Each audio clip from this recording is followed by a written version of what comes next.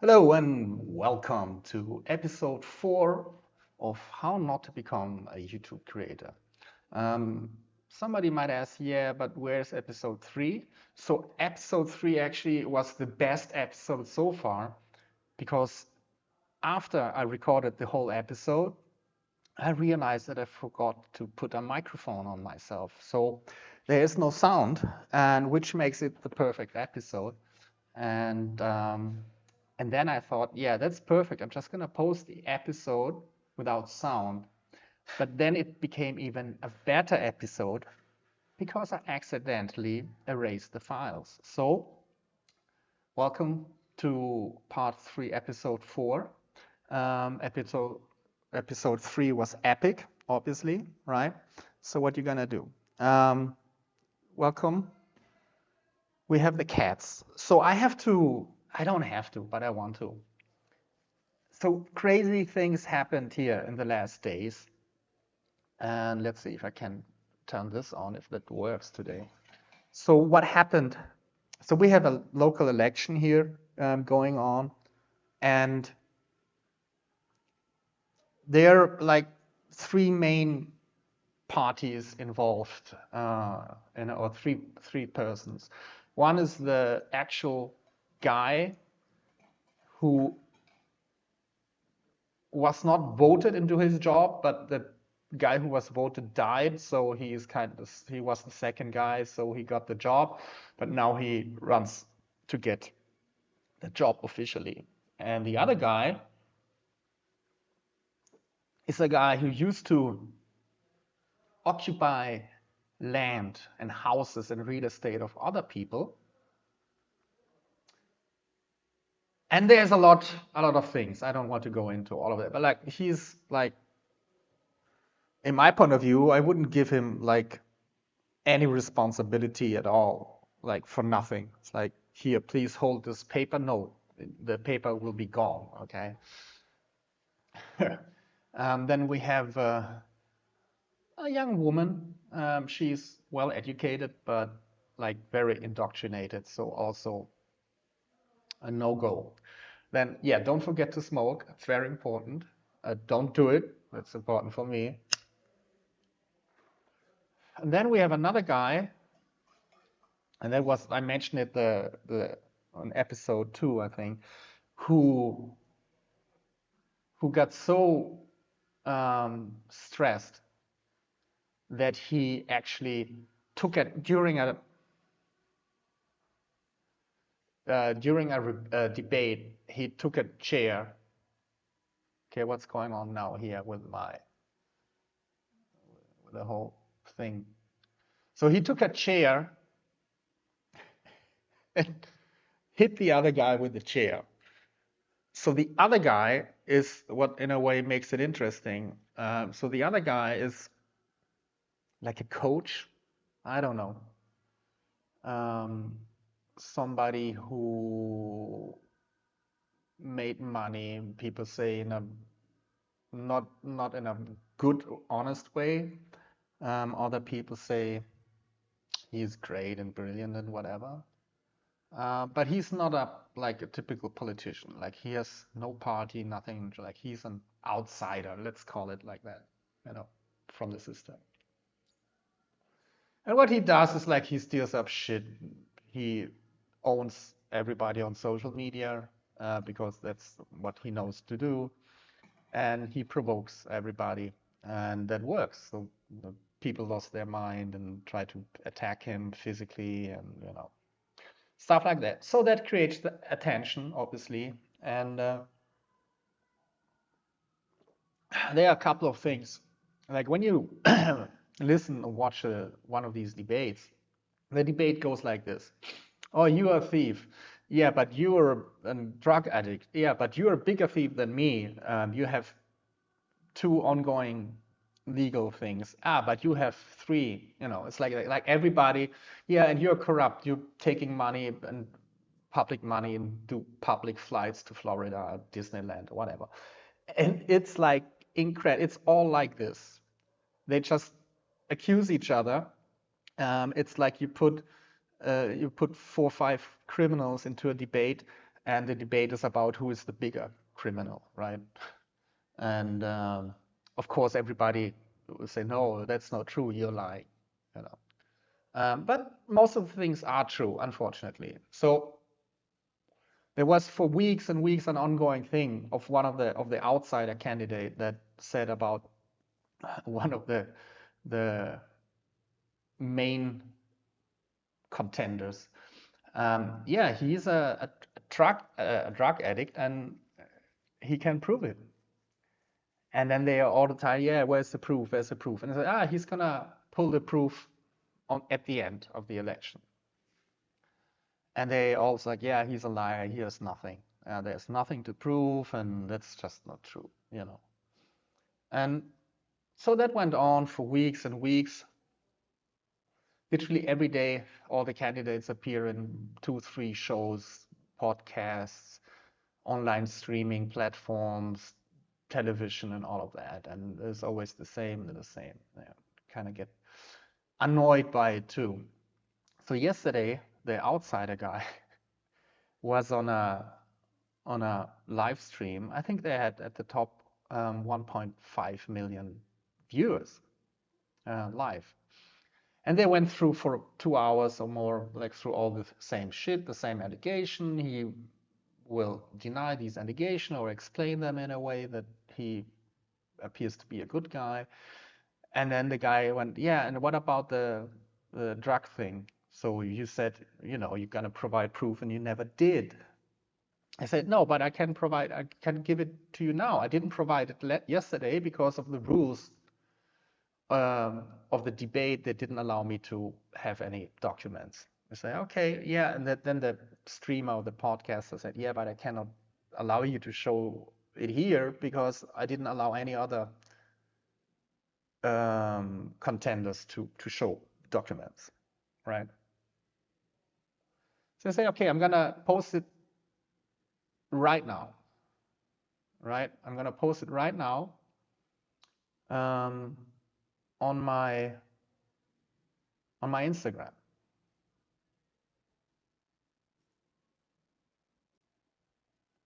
Yeah, so technical difficulties is a part of not becoming a YouTuber because nothing works as planned.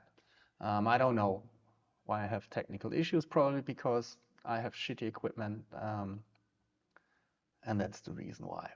So he posted a document that states that the guy that he always claimed was a drug addict was internalized into a facility hospital with the psychosis kind of thing, and they did a blood test, and the blood test absolutely concluded that he had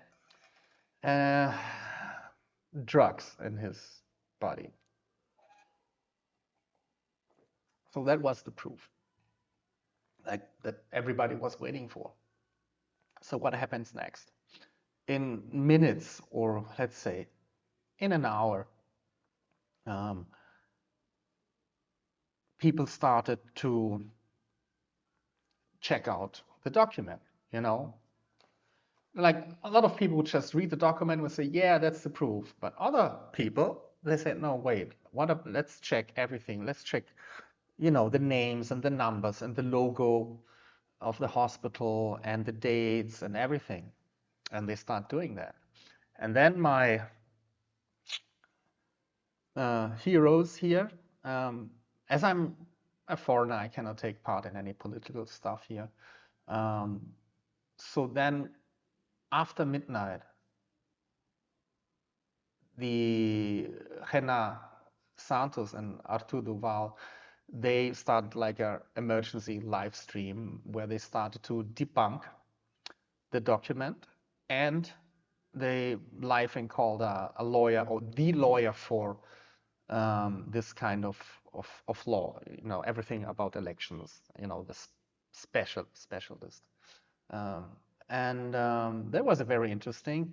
And the odds until now, it's just a couple of hours ago, are that the document is probably not real. So in any other And obviously, the guy who was accused, or who is accused, he said, no, that's fraud, and he went to the police and say, hey, you have to apprehend this guy, he's doing this, he cannot do that. So in any other country, probably the one guy would be in prison, or at least, brought to, a police station, and questions are asked by a judge. So, you cannot just do that one day before the election, where nobody has TV time anymore, where like you basically have no chance to fight back except through social media. But social media is the domain of that one guy. So it's hard to, and of course the other guy knows that. But we have a thing here that nobody can, be, what's the word in English? To be taken into custody before the election. There's some laws here that you can basically do everything, whatever you want. After the election, they can, but before not. It's like short version. So we have two possibilities. So the paper is a fraud, or the paper is real. If the paper is real, the other guy is done, because especially here, like one of the main problems is security, and a huge population. I think 80,000 people on the streets with a drug addiction, and then you cannot really like think of a good solution putting a drug addict into the main seat and to solve that problem, especially if the other things that are in the paper with like psychosis and homicidal illusions, so so that guy would be done. The other possibility, and so the other guy would be done, the outsider wins the election, and we move on. So what happens, but if it's not true, if it's a fake? Yeah, and then you really have to think about, I mean, that's one of the reasons I started to get interested in politics, because where the fuck are you living? So if let's say it's going to be proven that it's a fake, the guy wins the election, becomes the mayor, and then what? Then there will be an investigation which can take half a year, whatever. During the time, obviously, he's going to establish himself even more. And then we don't know if maybe he gets away with it. Maybe one day he comes, yeah, okay, some of my assistant, they made a mistake and I didn't know, but I thought it was true, but yeah, it seems to be fake, whatever. And that's kind of scary. Then if that happens, that you can get away with this. But we'll see. So tomorrow is election day, and then we're gonna see. And the technical problems continue. So that's just great. Yeah, so this is a short episode because we don't want, as much as we don't want consistency, we don't want to like do the same length. But the consistency in this thing is that the internet connection is really bad, and my camera streaming device is really bad, and probably all my audio and video files are out of sync. But that's part for you to know how to do it right in doing it wrong. All right? So don't become a YouTuber. So that's it for now. Let's see if we do episode 5 this week or this year. I got some questions that I thought about I'm going to answer, but it's just not enough good questions that reached me. So I'm going to wait and accumulate more, and then I'm going to let you know. yeah, so that's basically it. Otherwise, oh, important thing, because I had someone here and that person thought it would be appropriate to clean my apartment, which is really silly, right? Because now the brooms are not here, but I'm gonna fix that.